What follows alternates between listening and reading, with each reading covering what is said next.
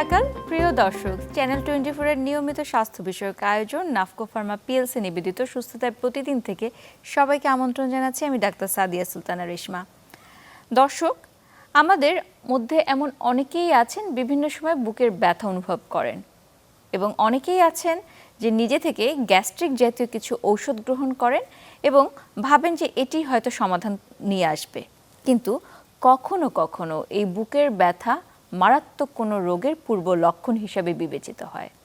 বুকের ব্যথা আসলে কতটা ভয়ঙ্কর তা নিয়ে আজকে আমরা আলোচনা করব এবং আমাদের আজকের আলোচনায় উপস্থিত আছেন আমাদের দেশের একজন প্রখ্যাত হৃদরোগ বিশেষজ্ঞ ডাক্তার মোহাম্মদ জুবায়ের আল হোসাইন, হৃদরোগ বিশেষজ্ঞ হিসেবে যিনি বর্তমানে আছেন জাতীয় হৃদরোগ ইনস্টিটিউট হাসপাতালে। স্বাগত জানাচ্ছি আপনাকে আমাদের এই অনুষ্ঠানে। আপনাকে ধন্যবাদ।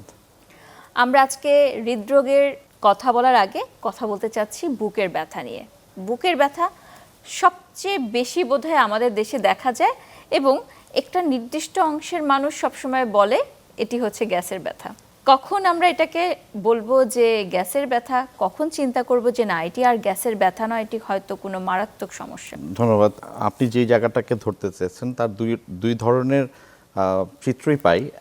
এক ধরনের চিত্র হচ্ছে যে অনেকেই আছেন যারা বুকের ব্যথাকে, যে কোনো বুকের ব্যথাকেই গ্যাসের ব্যথা মনে করে বাড়িতে দীর্ঘদিন ধরে হয়তো ফার্মেসি থেকে ওষুধ নিয়ে খাচ্ছেন এবং আমাদের কাছে অনেক দেরি করে আসছেন, এবং যখন আসছেন তখন দেখা যাচ্ছে যে হয়তো তার যে আসল কারণটা সেটা আসলে খুঁজে দেখা হয়নি এবং চিকিৎসা শুরু হতে দেরি হয়ে যাচ্ছে।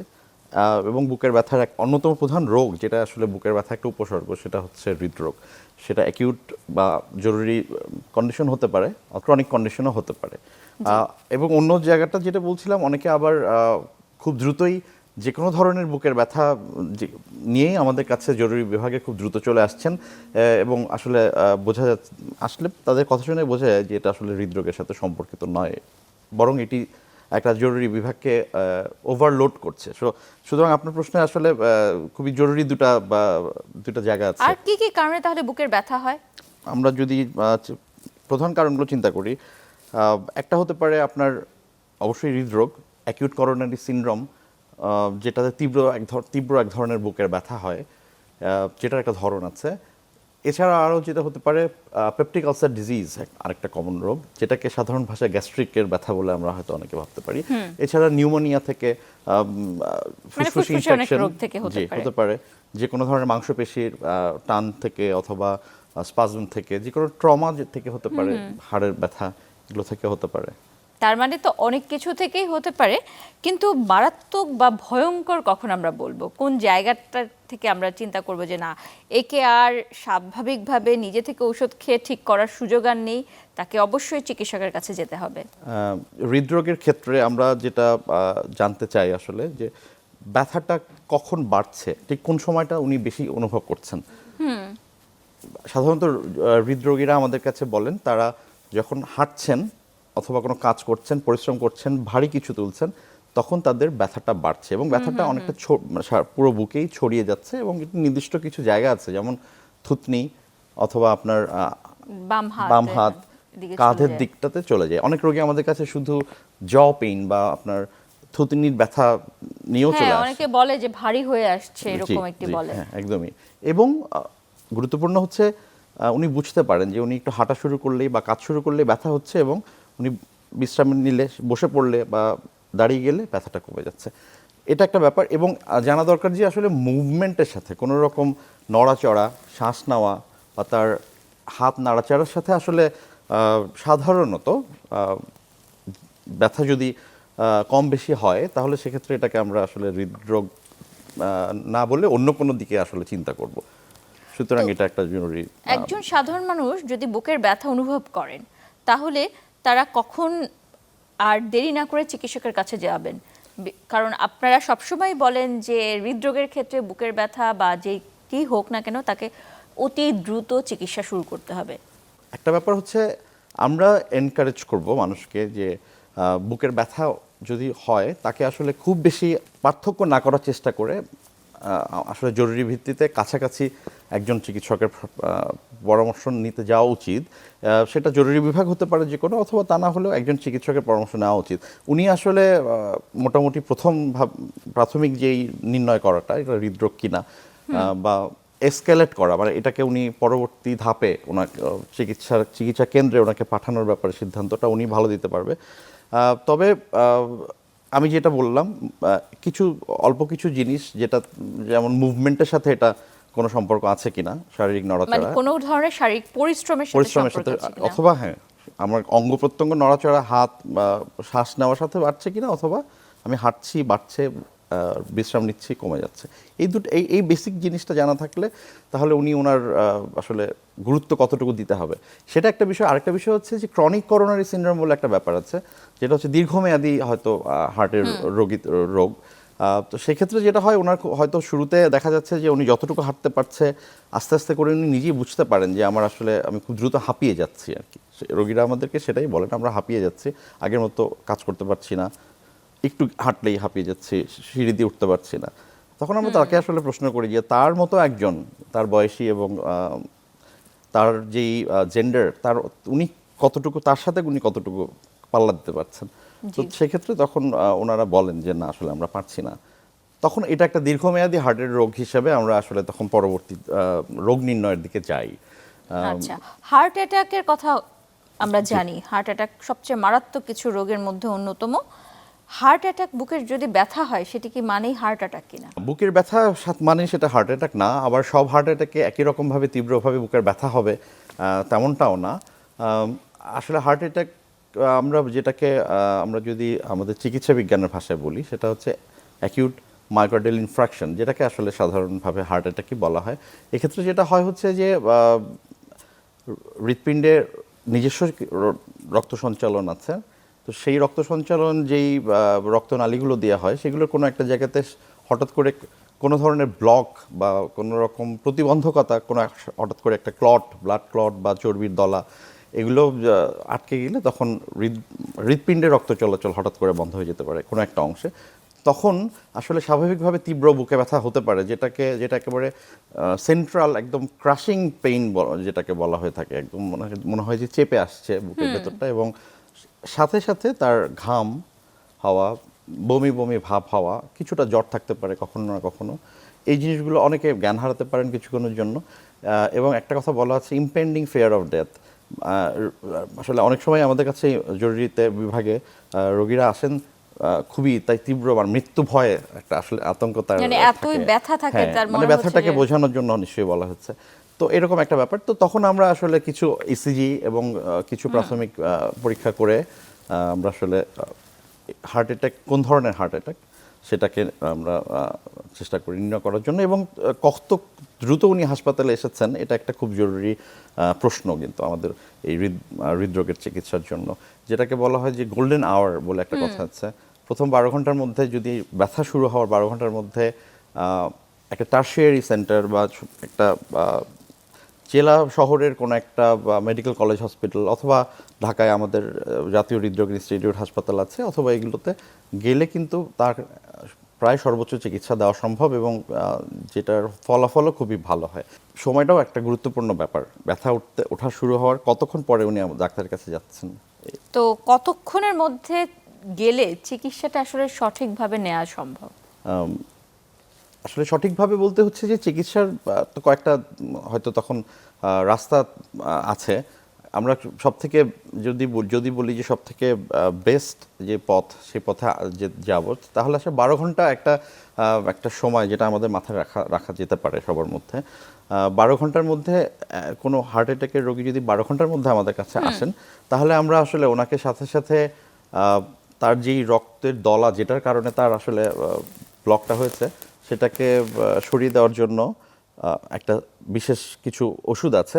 এবং একই সাথে আমাদের দেশে এখন খুবই নিয়মিতভাবেই সব বড় বড় সেন্টারগুলোতেই প্রাইমারি পিসিআই যেটা আছে, সেটা হচ্ছে সাথে সাথে এনজিওগ্রাম করে তার ব্লকটা সচক্ষে দেখা এবং সেভাবে ব্যবস্থা নেওয়া, যেটা আসলে আধুনিকতম চিকিৎসা আসলে হৃদরোগের। সেটা এখন অ্যাভেলেবেল বাংলাদেশে সব ধরনের, বিশেষ করে ঢাকার সব ধরনের বড় হাসপাতালগুলোতেই আছে ব্যবস্থা। আমরা একটু পিছন দিকে আসি, যে হার্ট অ্যাটাক বা এই ধরনের যখন প্রচন্ড বুকের ব্যথা নিয়ে আসে, অনেকে আছে যে তাদের এই একদম শহরের সবচেয়ে বড় হাসপাতালে যাওয়া সম্ভব হয় না, তারা নিকটস্থ হাসপাতালে যায় এবং চিকিৎসকরা বলেন ইসিজি করতে। ইসিজির ভূমিকাটা কি এখানে? ভালো প্রশ্ন করেছেন। ইসিজির ভূমিকা আসলে প্রথমেই যখন আমরা বলছিলাম যে হৃদরোগের কিছু হার্ট অ্যাটাকের কয়েক ধরনের ভাগ আছে, এর মধ্যে ইসিজি করে আসলে আমরা প্রথমে যদি আরেকটু পেছনে আসি, উনি বুকে ব্যথা নিয়ে গিয়েছেন, প্রথম পরীক্ষা যেটা আমরা করতে চাই সেটা হচ্ছে ইসিজি। ইসিজি করে আসলে আমরা প্রথমেই ধারণা করতে পারি সেটা হৃদরোগ কিনা। তারপরেই চলে আসে এই হৃদরোগটা আসলে এটা কি আমরা যেটাকে বলি যে এসটিএমআই, ইসিজিতে একটা স্পেশাল কিছু চেঞ্জ থাকে। তার মানে হচ্ছে এসটিএমআই থাকলে মানে হচ্ছে পুরোপুরি তার রক্তনালী পুরোটাই ব্লক হয়ে গেছে, এরকম যদি আমরা সহজভাবে বলতে চাই। তো সেটা সব থেকে যেটা বলতে পারি আশঙ্কাজনক হার্ট অ্যাটাক আর কি, যেটাতে খুব দ্রুত আসলে আমাদের চিকিৎসার দিকে যেতে হয়। আরেক ধরনের হার্ট অ্যাটাক আছে যেটা হচ্ছে আরকে বলে আমরা নন এসটিএমআই, মানে যেখানে হয়তো ইসিজিতে আমার ওই পরিবর্তনগুলো দেখা যাচ্ছে না, কিন্তু রোগীর উপসর্গ দেখে তখন চিকিৎসক যদি অ্যাভেইলেবল থাকে তাহলে আরেকটা হয়তো পরীক্ষা করতে দেন, হাই সেন্সিটিভ ট্রপোনিন বলি আমরা, ট্রপোনিন আই। তো সেটাতে তখন দেখা যায় যে হার্ট অ্যাটাক হলে ওই রক্তে তার মাত্রাটা বাড়তি থাকে, তখন আমরা এটাকে নন এসটিএমআই বলি। সো ইসিজি করে আমরা আসলে তাকে হৃদরোগ নাকি হৃদরোগ না, অথবা হৃদরোগ হলে সেটা কি অবস্থায় আছে সেটা বলতে পারি। এবং ইসিজি খুবই ছোট একটা মেশিন এবং এটা খুব সহজেই ক্যারি করা যায়, সুতরাং এটার অ্যাভেইলেবিলিটিও বেশি, সুতরাং এটা একটা খুবই গুরুত্বপূর্ণ আসলে টুল রোগ নির্ণয়ে। জি অবশ্যই। তো এই যে আপনি বলছেন যে রক্তের একটু পরীক্ষা করতে হয়, ইসিজিও করতে হয়, এবং অনেকেই এরকম আছে যে দুটি পরীক্ষা একই জায়গায় হয় না, তাদের ক্ষেত্রে পরামর্শ কি? তারা কি ওইখানে অপেক্ষা করবে নাকি চলে আসবে তারা ভালো কোনো সেন্টারে? জি জি, সাধারণত যেটা হচ্ছে চিকিৎসক যিনি দেখবেন তার রোগীকে, এটা তো আসলে তারই দায়িত্বের মধ্যে পড়ে। আসলে রোগটার যদি তার কাছে সমস্ত টুলস নাও থাকে, তারপরেও তার উপসর্গের কথা চিন্তা করে উনি তাকে আসলে ডিরেক্ট করবেন, গাইড করবেন। এবং আমার পরামর্শ থাকবে হচ্ছে দ্রুত সম্ভব চিকিৎসকের পরামর্শ নেওয়া, অন্য কারোর পরামর্শ নিয়ে সময় নষ্ট না করা, এবং উনি যেভাবে আসলে গাইড করেন সেটার উপর ভরসা রেখে দ্রুত সেই মতো ব্যবস্থা নেওয়া। আমি বিশ্বাস করি আমাদের চিকিৎসকরাই সঠিকভাবে রোগীকে যেখানে প্রয়োজন সেখানে পাঠাতে। আচ্ছা, কিন্তু ইদানিং একটি সমস্যা হচ্ছে, সেটা একটা অনাস্থার ব্যাপার চলে এসেছে। অনেক ক্ষেত্রেই দেখা যায় যে রোগীদের বিলম্বে একটি চিকিৎসা কেন্দ্রে পৌঁছানো এবং পরবর্তী সময়ে এই ধরনের চিকিৎসা গ্রহণ করার ক্ষেত্রে যে পরামর্শগুলো, সেই পরামর্শগুলো নেওয়ার ক্ষেত্রে কিছু বিলম্ব হয় এবং রোগীরা অপেক্ষাকৃতভাবে একটু খারাপ হয়ে যায়। এই ব্যাপারে আপনার মন্তব্য কি? আসলে আমাদের রোগী যারা স্বজন আছে তাদের কি করণীয় ওই সময়? একেবারেই সঠিক আপনি যেটা বলেছেন।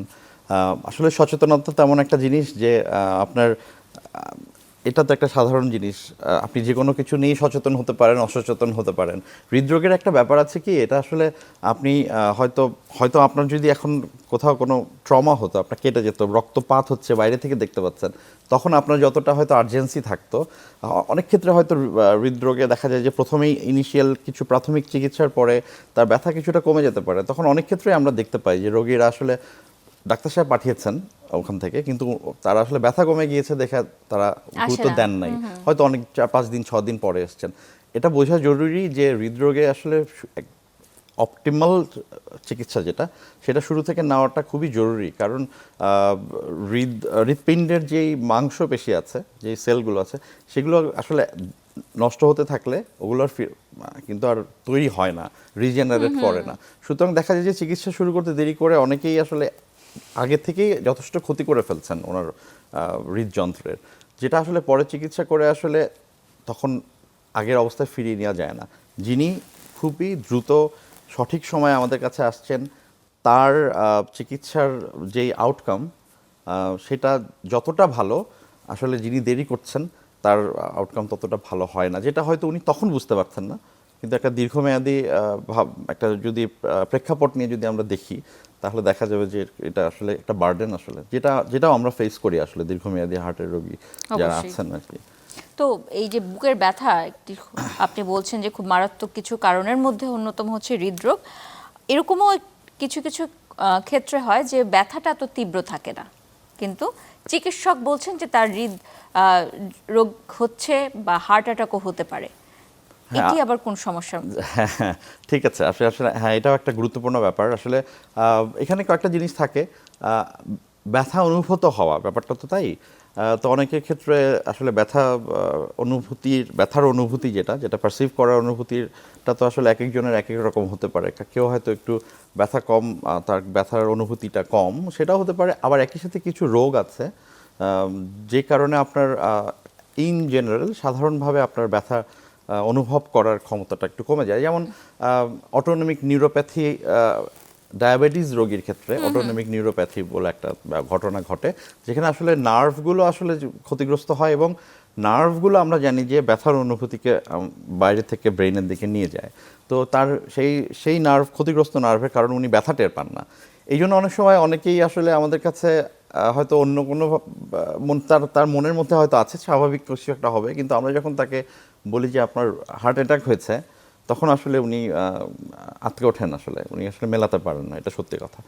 আর এমনিতেই সব মানে ব্যথার অনুভূতিটা যে একই রকম হবে সব রোগীর ক্ষেত্রে, এটা কিন্তু না। আসলে বিভিন্নভাবে আসলে রোগী আমাদের কাছে আসে তার বুকে ব্যথার বিভিন্ন রকম চেহারা নিয়ে আসলে। তো সেটাই আপনি যেটা বলেছেন যে এমনও হতে পারে। এই জন্য আরেকটা আমরা অল্টারনেটিভলি ভাবতে পারি, শুধু ব্যথা না, বরং ভারী লাগা। আমরা অন্য কিছু ভাষা দিয়ে যদি এটাকে প্যারাফ্রেজ করি, যেমন ভারী লাগা, বুকটা চেপে আসে, তারপরে প্যালপিটেশন, বুক ধরফর করা, এই জিনিসগুলোও কিন্তু আসলে একটা হার্ট অ্যাটাকের রোগী যেভাবে আসেন আমাদের কাছে, এই কথাগুলো ওনারা বলেন।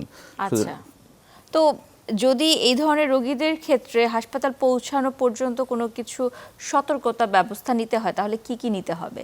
রোগী বা রোগীর আত্মীয় স্বজনের প্রথম কাজ হবে হচ্ছে বুকে ব্যথা যদি উনি অনুভব করেন, এবং সাথে যদি আরও কিছু, যেমন এই যে ঘাম হওয়া, বমি বমি ভাব হওয়া, এই জিনিসগুলো থাকে, তাহলে আসলে সময় নষ্ট না করে দ্রুত ডাক্তারের কাছে চলে যাওয়া উচিত। তারপরে ওখান থেকে আসলে যেটা হয়, যে কোনো ইমার্জেন্সি ডিপার্টমেন্টে সেটা যেই লেভেলেরই হোক, যে স্তরেই হোক, ওনারা কিন্তু একটা চিকিৎসা শুরু করে দেন। আমরা হচ্ছে রোগের একদম কনফার্ম হওয়ার দিকে না হতে পারলেও আমরা আসলে ঝুঁকি না নিয়ে, যেটাকে আমরা বলি লোডিং ডোজ, সেখানে কিছু রক্ত পাতলা করার ওষুধ, কিছু চর্বির ওষুধ, একবারে বেশ কয়েকটা ওষুধ খাইয়ে দেওয়া হয়, যেটা আসলে অনেকের ক্ষেত্রে জীবন রক্ষাকারী পদক্ষেপ হিসেবে আসলে দেখা যায়। সুতরাং সেই জিনিসটা আমাদের জরুরি বিভাগে আসার আগে সেই জিনিসটা করতে পারলেও অনেকটা তার কিন্তু লাভ হয় আসলে। জি, ধন্যবাদ। তো এই ধরনের রোগীদের ক্ষেত্রে অবশ্যই তাদের হার্ট অ্যাটাকের ঝুঁকি তো আছেই, এবং আপনি যে কথাটা বলেছেন যে কিছু কিছু ঔষধ গ্রহণ করা যেতে পারে। তো এই যে হাসপাতালে আসলো এবং রাস্তার মধ্যে অনেকেই আছে যে অ্যাম্বুলেন্স নিয়ে তারা রাস্তায় আসতে থাকে, এর মধ্যে কি আলাদাভাবে কোনো কিছু করা প্রয়োজন কিনা? আসলে আলাদা করে কিছু প্রয়োজন না, আসলে তাদের দ্রুত হাসপাতালে চলে আসাটাই বোধহয় তাদের আসলে সব থেকে প্রথম কাজ, যত দ্রুত তারা আসতে পারে। যে কোনো হঠাৎ করে পথে যদি তার মনে হয় যে তাদের পরিস্থিতি আসলে আশঙ্কাজনকভাবে খারাপের দিকে যাচ্ছে, তাহলে আসলে তারা যেটা করতে পারে, তারা যেই হাসপাতালের দিকে আসলে রওনা হয়েছিলেন, তার আগেই যদি কোনো সেন্টার থাকে সেখানে চলে যাওয়া, এবং সেখানে যিনি চিকিৎসক আছেন তিনি অবশ্যই দ্রুত ব্যবস্থা নেবেন। কারণ হচ্ছে যে এখন একটা স্তর পর্যন্ত কিন্তু চিকিৎসা পাওয়ার জন্য রোগীদের আসলে একেবারে হৃদরোগ বিশেষজ্ঞের প্রয়োজন আছে এমনটা না। একটা স্তর পর্যন্ত, প্রাথমিক অনেকটা পর্যন্তই আসলে যে কোনো চিকিৎসকই তাকে সাহায্য করতে পারেন, এবং যদি কমপ্লিকেশন হয়, কোনো জটিলতা তৈরি হয়, কার্ডিয়াক অ্যারেস্ট হয়, সেক্ষেত্রে সিপিআর বা বেসিক লাইফ সাপোর্ট, এই জিনিসগুলোতে কিন্তু চিকিৎসকরা আসলে ট্রেইনড থাকেন সাধারণত। জি, তো হার্ট অ্যাটাকের রোগীরা চিকিৎসা নিতে যখন একটি হৃদরোগ সেন্টারে চলে আসবে বা সিসিইউ নামে পরিচিত যেই জায়গা, সেখানে যদি চলে আসে, প্রাথমিকভাবে আপনারা অ্যানজিওগ্রাম করার কথা বলেন, এবং এই অ্যানজিওগ্রামের কথা শুনে অনেকে ভাবে যে এটি আসলে কি ধরনের, তাতে কি রোগীর কোনো ক্ষতি হতে পারে কিনা ইত্যাদি। এই ব্যাপারে একটু যদি আমাদের রোগীদের ধারণা দেন। হ্যাঁ, ঠিকই বলেছেন আপনি। এনজিওগ্রাম, এই কথাটা বোধহয় আমরা সব থেকে এখন প্রতিদিনকার রোগীদের চিকিৎসা যখন দিই হাসপাতালে, এই শব্দটা বোধহয় বেশ অনেক ব্যবহৃত হয়। এখন অবশ্য অনেক ক্ষেত্রেই রোগীরা আগে থেকে অনেকেই জানেন, কমপক্ষে নামটা জানেন আর কি, পুরো প্রক্রিয়া সম্পর্কে ধারণা না থাকলেও। এনজিওগ্রাম আসলে বিষয়টা যদি আমি সহজ করে যদি উদাহরণ দিয়ে অ্যানালজিক্যালি বলতে চাই, আসলে একটা জিনিসকে বাইরে থেকে উপসর্গ দিয়ে বোঝা একটা জিনিস, আর এনজিওগ্রামের ব্যাপার যেটা হয় হচ্ছে যে আমরা আসলে সচক্ষে তার রক্তনালীর ভেতরের অবস্থাটা আসলে দেখতে পাচ্ছি মনিটরে, এবং সেক্ষেত্রে দেখা যায় যে ওই কতটুকু ব্লক হয়ে আছে সেই রক্তনালীটা, কত পার্সেন্ট, কতটা রক্ত চলাচল আছে, ঠিক কোন জায়গাটাতে আছে, কতটা ঝুঁকিপূর্ণ জায়গায় আছে, সেটা আরও কোনো জায়গায় তার হৃদরোগের ঝুঁকি আছে কিনা, অন্য কোনো রক্তনালীতে আগে থেকে ব্লক হয়ে আছে, হয়তো পরবর্তীতে তার সেখানে ঝুঁকি থাকতে পারে, রক্ত জমাট বেঁধে আছে, সেক্ষেত্রে সেই জমাট রক্তটা ওখান থেকে ছুটে গিয়ে অন্য কোথাও গিয়ে তার এমনকি ব্রেন স্ট্রোক হতে পারে, তার পায়ের রক্তনালীতে চলে গিয়ে তার অ্যাকিউট লিম্ব ইসকেমিয়া হতে পারে, ফুসফুসের রক্তনালী আটকে সমস্যা হতে পারে। তো এনজিওগ্রাম সোজা বাংলা যদি আমরা চিন্তা করি যে একটা জিনিস দেখা, সরাসরি রক্তনালীর ভেতরটা আমরা দেখতে পারি। এই দেখাটা কিভাবে হচ্ছে? দেখাটা যেটা হচ্ছে যে আমরা যে কোনো একটা যে রক্তনালী যেটা বাইরে আমাদের চামড়ার নিচে থাকে, সাধারণত সেটা রেডিয়াল হতে পারে, যেটা আমরা হাতে করি, অথবা কুচকিতে ফিমোরাল হতে পারে। এই অ্যাপ্রোচে আমরা আসলে ওখানে একটা ক্যাথেটার বা ছোট তারের মতো, খুবই সূক্ষ্ম একটা তারের মতো আমরা প্রবেশ করাই, এবং যেটাকে খুবই কেয়ারফুলি যারা ইন্টারভেনশনাল কার্ডিওলজিস্ট যারা আছেন তারা খুবই স্কিল্ড, তারা হচ্ছে একেবারে হৃৎপিণ্ড পর্যন্ত নিয়ে যান আসলে। কারণ আমরা জানি যে আমাদের হ্যাঁ দেখতে যায় আসলে, মনিটরে দেখতে যাওয়া হয়, এবং আমরা তো জানি যে আমাদের শরীরের সমস্ত জায়গা থেকে রক্ত কিন্তু আসলে হৃৎপিণ্ডে যাচ্ছে। সুতরাং বাইরের যেই জায়গাটা দিয়ে ওনারা অ্যাপ্রোচ করছেন সেটা আসলে হৃৎপিণ্ডের সাথে দেখা যাচ্ছে সম্পর্কিত। তো সেখানে পৌঁছানোর পরে বাইরে থেকে একটা ডাই প্রবেশ করানো হয়। তো সেই ডাইটা আসলে আমাদেরকে একটা ব্লকের এগেইনস্টে ও যখন বাধা পায়, তখন কিন্তু একটা মনিটরে বা আমরা যে বাইরে যে ছবিটা আমরা দেখতে পাই, সেখানে আসলে আমরা একটা অবয়ব দেখতে পাই ওই রক্তনালীগুলোর। তো দেখা যাচ্ছে যেখানে যেখানে ওনার ব্লক থাকে সেখানে কিন্তু আসলে ডাইটা তার ওই পাশে আর যাচ্ছে না, তখন ওই পাশে একটা ফাঁকা, বাধা পাচ্ছে, একটা ফিলিং ডিফেক্ট, আপনার একটা এফেক্ট হয় আর কি। তো সেটা দেখে আসলে কিছু মাত্রা আছে, সেটা দেখে আসলে কত পার্সেন্ট কিগুলো আসলে ঠিক করা হয়, এবং কোন রক্তনালীগুলোতে আসলে আপনার কি অবস্থায় আছে সেটা বোঝা যায়, এবং সেটা আসলে রোগীদেরকেও যখন আমরা ওই সময় দেখাই ওই মনিটরটা, তারাও আসলে বুঝতে পারেন সহজে যে কতটুকু কোন পর্যন্ত গিয়েছে, এবং তারপরে যে একটা বাধা আছে বা ব্লক আছে এটা বোঝা যাচ্ছে, একটা ব্লক আছে সহজে বুঝতে পারেন। তাহলে এটি তো একটা পরীক্ষা পদ্ধতি, এটি তো চিকিৎসা পদ্ধতি নয়, তাহলে চিকিৎসাটা কি করবে? হ্যাঁ, এটা আসলে এটা একটা ডায়াগনস্টিক পরীক্ষা অবশ্যই, কিন্তু একই সাথে এটা কিন্তু পরের যে চিকিৎসার কথা আপনি যেটা হয়তো মিন করছেন, সেটার প্রথম ধাপটাও কিন্তু সেটা, মানে আমার বাইরের থেকে হৃৎপিণ্ডের সাথে যোগাযোগ স্থাপন করা, সেটা কিন্তু এর মাধ্যমেই হয়, এবং ওই যে শীট যেটা বা যে পোর্ট যেটা থাকে, পরবর্তীতে যদি আমরা দেখি যে আসলে তার ব্লক আছে, সিগনিফিক্যান্ট ব্লক আছে, এবং আমরা চিকিৎসার দিকে আগাতে চাই, সেক্ষেত্রে আমরা তখন এই পোর্ট দিয়ে আসলে, যেটাকে সাধারণভাবে সবাই রিং হিসেবে হয়তো অনেকে জানেন, হৃৎপিণ্ডের হার্টে রিং লাগানো, তো সেটাকে আমরা বলি স্টেন্টটা আসলে প্রবেশ করানো হয়, এবং সেটা স্টেন্টটা জায়গা মতো পর্যন্ত নিয়ে গিয়ে তারপরে আসলে সেটাকে ফুলিয়ে দিয়ে একটা বেলুনের মাধ্যমে সেটা আপনার রক্তনালীর যেই গাতে লাগিয়ে দেওয়া হয়, তখন আসলে আবার রক্ত চলাচল আবার শুরু হয়। তো মোটামুটি এইটা হচ্ছে আপনার সাধারণভাবে আমি যদি বলতে চাই, রিং লাগানো এবং এনজিওগ্রাম এবং রিং লাগানো। এখন ব্যাপারটা এখানে একটা গুরুত্বপূর্ণ ব্যাপার আছে যে প্রাইমারি পিসিআই একটা কথা আমি বলেছিলাম, প্রাইমারি পিসিআইতে কিন্তু আমরা 12 ঘন্টার মধ্যে যদি আমরা তাকে আমাদের যেসব সেন্টারে হচ্ছে প্রাইমারি পিসিআই সেখানে পাই, তাহলে কিন্তু এই প্রক্রিয়ার মাধ্যমে তাকে সব থেকে এবং সাপোর্টিভলি তাকে যদি তার উপসর্গগুলো এবং তার ডিটোরিয়েশনগুলো যদি আমরা ম্যানেজ করতে পারি, তাহলে কিন্তু তাকে সব থেকে ভালো চিকিৎসা, সব থেকে ভালো আউটপুট দেওয়া সম্ভব, একেবারেই আবার রক্ত চলাচল আগের মতো আগের জায়গায় ফিরে নেওয়া সম্ভব। এবং সেক্ষেত্রে উনি লাইফস্টাইল ঠিক রাখলে, কিছু ওষুধ খেলে দেখা যায় যে আগের মতোই স্বাভাবিক জীবনযাপন করতে পারছেন।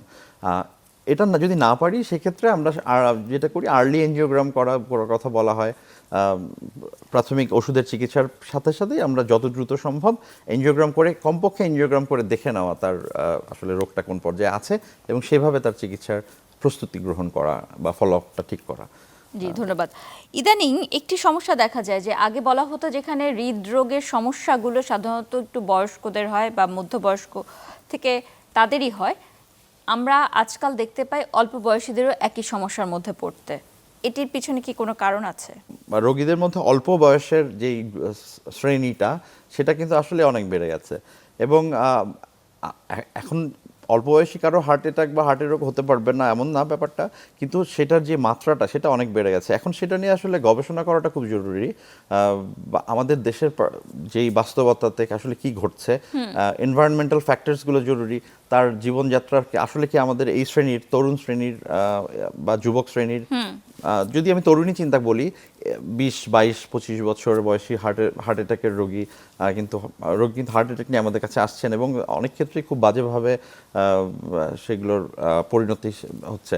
তো তাদের জীবনযাত্রা কোনো সোসাইটিতে তাদের জীবনযাত্রা কোনো পরিবর্তন হয়েছে কিনা, কোনো এনভায়রনমেন্টাল চেঞ্জ হয়েছে কিনা, সেগুলো কিন্তু আসলে গবেষণার দাবি রাখে। এবং এছাড়া কিছু জিনগত পরিবর্তন থাকতে পারে, কিছু জেনেটিক ডিজিজের কারণে তো আমরা জানি যে অল্প বয়সী রোগীদের হার্ট অ্যাটাক হয়। তো আসলে এগুলো নিয়ে আসলে কন্টিনিউয়াস গবেষণা করা প্রয়োজন, তবে এটা আসলেই বেড়েছে এখন। আমরা একদম কথা বলতে বলতে অনুষ্ঠানের শেষ পর্যায়ে চলে এসেছি। বিদায়ের আগে একদম সংক্ষেপে আজকে আমাদের রোগীদেরকে আপনার যদি কোনো পরামর্শ থাকে তা জেনে নিতে চাই। আসলে পরামর্শ বলতে যেটা হচ্ছে যে চিকিৎসকের উপরে আমার কাছে যেটা মনে হয়, চিকিৎসকের উপর আস্থা রাখাটা খুব জরুরি এবং তার সাথে এঙ্গেজড হওয়া, তার সাথে যদি কোনো জায়গাতে আপনার কথা বুঝতে না পারা তাহলে তাকে প্রশ্ন করা এবং তার পরামর্শ মেনে চলা। যেটা কেন বলছি, সেটা আপনার শুধু হৃদরোগের ক্ষেত্রে না, সেটা সব কিছুর ক্ষেত্রেই হেলদি লাইফস্টাইল একটা খুব গুরুত্বপূর্ণ বিষয়, যেটা আপনাকে হৃদরোগ এবং আরও অনেক রোগ থেকে কিন্তু আসলে আপনাকে বাঁচিয়ে রাখবে। অবশ্যই। আমরা যেহেতু আজকে অনুষ্ঠানের শেষ পর্যায়ে চলে এসেছি, আপনাকে অসংখ্য ধন্যবাদ আপনার মূল্যবান সময় থেকে আমাদেরকে সময় দেওয়ার জন্য। আপনাকে ধন্যবাদ।